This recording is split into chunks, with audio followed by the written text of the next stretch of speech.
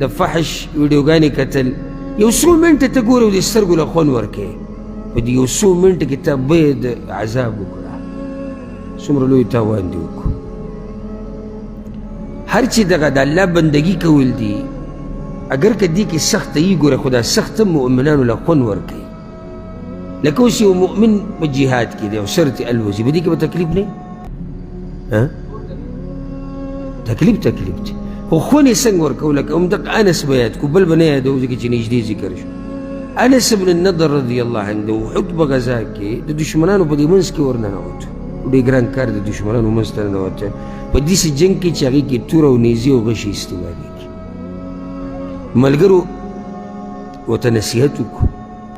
وی انس لږه ګزاره وکړه د ملګرو دا خبره ومنه د دشمنانو منځ کې داسې منه نه وځه هغه ورته اخواشي په هغه رب مې دې قسمي د کوم رب په لاس کې چې زما ساه ده د دې احد د دې غر نه ماته د جنت خوشبو راځي ما خبره دا کوله چې دې تکلیفونو کې د نیکان بندګان یو خوند مومي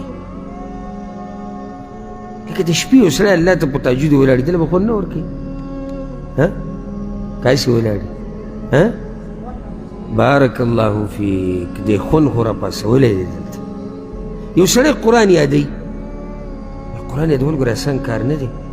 د 10 سپارې په سینه کې ساتل او دا به په مخه وي او د دې به تکرار دې سړي له خوند ورکړی دی ځکه یې یادوي چې نه یې یادوي او تلاوت یې نه کړي هغه دې خوند څه لیدلی ته د هغه نه تپوس وکړه خوند د فیسبوک چې راته بیان کړي خوند د ټیک ټاک خوند د یوټیوب خوند د پښتنو د ډرامو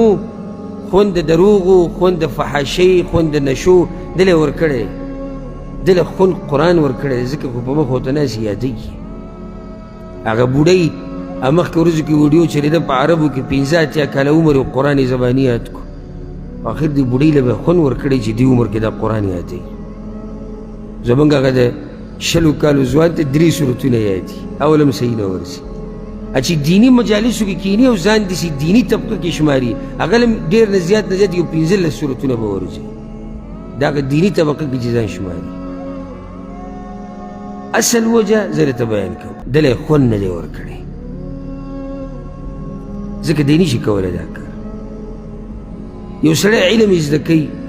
د یو عالم سره ناستي د بل سره ناستي مال لګوي وخت لګوي بدن لګوي دله یې خوند ورکړی دی غواړي چې الله په دین پوه شي دی غواړي چې زه پوه شم چې الله څه وایي پیغمبر څه وایي دې کې مزه پرته ده هر عبادت کې خوند دی هر عبادت کې خوند دی خو هغه چا ته پوهېږي چې چا دا خوند سکلی دا روژه نیول د سحر نه د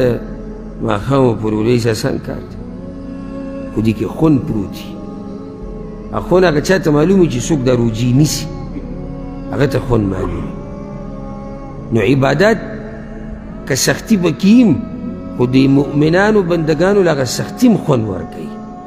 ولې وله خوند ورکوي ځکه چې هلته د هغوی ته چې د الله رضا رایاده شي هغه هر څه ورته اسان شي